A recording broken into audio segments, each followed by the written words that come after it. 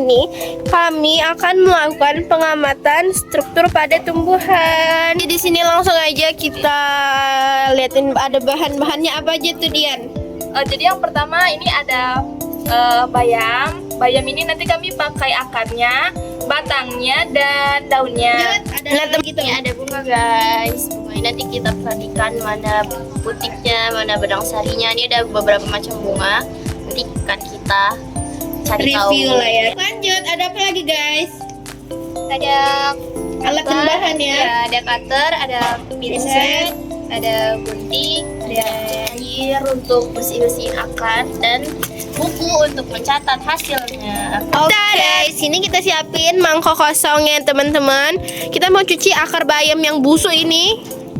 Pertama kita tuang dulu airnya. Ya. Oke. Terus kita masukkan di sini, akarnya kita cuci sampai bersih.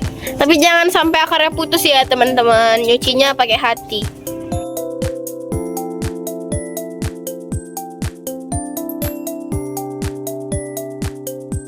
Oke, lanjut di sini kita membutuhkan kertas putih. Dan ini Bayam yang sudah kita cuci ya, teman-teman. Cuci letak di sini supaya kita tuh lebih mudah mengamati akarnya, teman-teman. Nah, inilah dia penampakannya. Ya, kita biarkan dulu sampai kering. Jadi yang pertama kita itu harus lakukan, kita tuh harus mengamati akar yang sudah kita bersihkan tadi. Kita perhatikan tipe akarnya itu kan oleh sawah.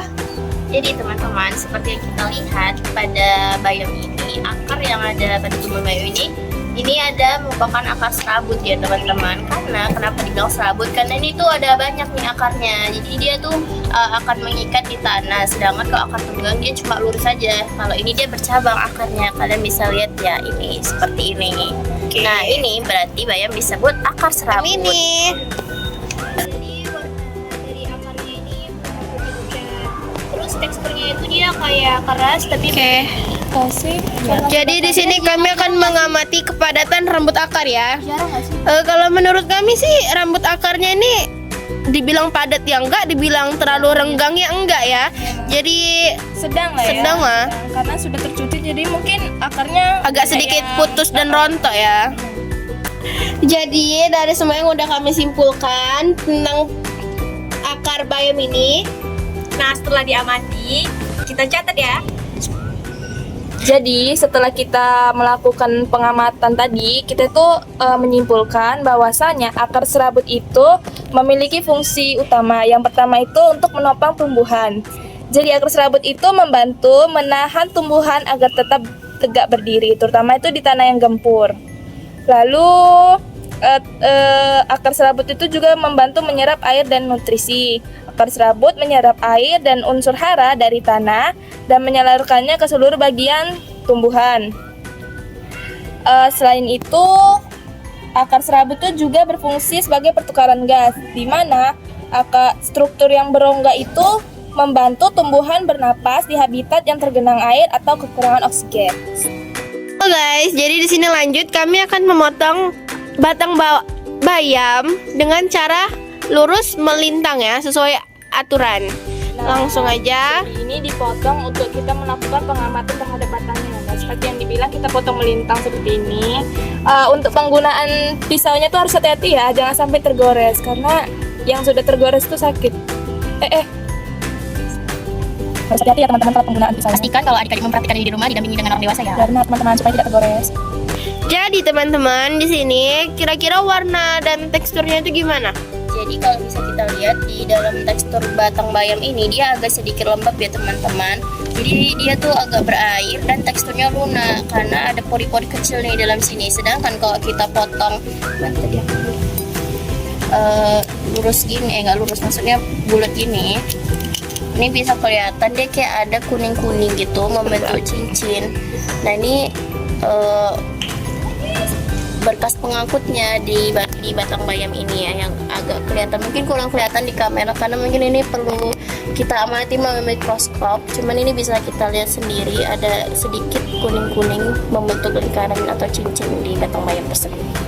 Dan selanjutnya kami akan menjelaskan tentang apa-apa saja macam jenis daun. Kami telah menemukan 5 jenis daun yang berbeda dan sudah kami amati. Langsung aja di sini akan kami jelaskan. Jadi yang pertama, yang ini.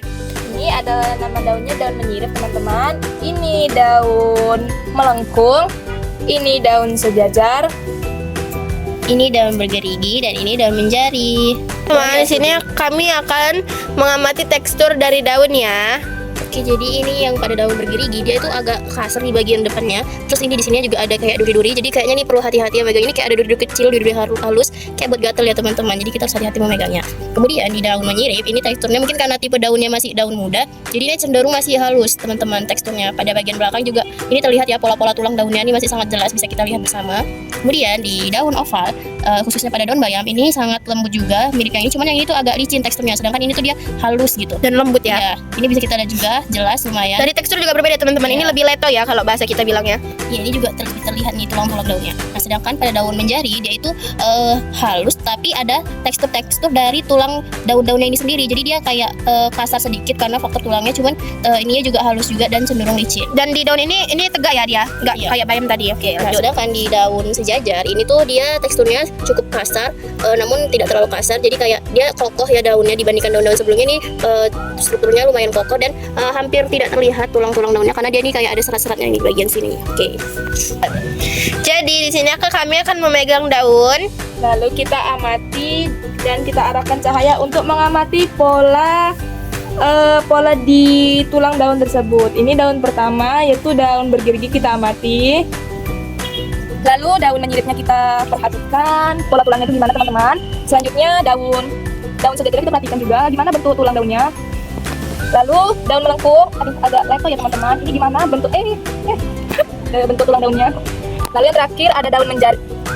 Kita perhatikan juga gimana pola tulang di daunnya. Adapun perbedaan warna antara bagian depan daun dan belakang daun ini cukup signifikan. Jadi kalau di depan ini dia cukup gelap ya rata-rata. Dia lebih hijau, lebih tua, sedangkan di sini tuh kayak agak gelap gitu. Nggak gelap sih, maksudnya kayak terang, kayak pudar gitu. Sedangkan yang ini hijau tua sekali. Nah, daun yang ini yang bergerigi di bagian depannya tuh warnanya agak kayak keungu-unguan, tapi ungu pudar ya, ungu pudar. Sedangkan di bagian depannya ini sangat merah sekali warnanya teman-teman, cukup jelas. Nah, kalau di bagian yang daun sejajar ini dia tidak ada perbedaan yang signifikan, cuman yang di sini agak terang, yang di sini agak gelap. Nah, di bagian daun menyirip ini tuh dia kayak hijau muda. Hijau lemon ya? Masih karena daunnya masih muda dan di belakangnya juga kayak pudar-pudar gitu warnanya, jadi nggak sama warna depan di belakangnya. Di daun oval gitu juga nih, ini hijau di belakangnya pudar, jadi tidak selamanya daun itu sama warna depan dan warna belakangnya. Setelah kita mengamati daun tersebut, kita tuh jangan lupa di ini ya teman-teman, kita ukur panjang setiap bat daunnya dengan menggunakan penggaris. Nah, ini pada daun menjari adaptasinya itu lebih fleksibilitas terhadap angin dan air dan memaksimalkan penangkapan sinar matahari dalam fotosintesis. Betul ya? Nah, pada daun menyirip adaptasinya itu ini yang dia potong panjang ini membantu untuk menjaga kerusakan akibat faktor fisik seperti angin. Nah, dia juga memungkinkan daun untuk bergerak mengikuti arah angin tanpa mudah robek. Nah, adaptasi daun sejajar dia tidak menghalangi saat adaptasi pada daun sejajar ini dia tidak saling menghalangi ketika penyerapan cahaya matahari dan juga dia itu membantu menghemat air di lingkungan kering. Adaptasi daun bergerigi pada tumbuhan umumnya berkaitan dengan perlindungan dari herbivora. Ini dia ada kayak bulu-bulu kecil inilah buat perlindungannya. Nah, adaptasi daun melengkung umumnya terkait dengan upaya tumbuhan untuk mengurangi laju transpirasi atau penguapan air dan meminimalkan kehilangan air. Jadi teman-teman, selanjutnya kita itu akan mengamati bunga, bagian-bagian bunga. Inilah bunga-bunga yang telah kami temukan. Selanjutnya itu kami akan mengamati bagian putik sari, benang sari, tangkai bunga, kelopak bunga, dan lain-lainnya. Jangan lupa dicatat.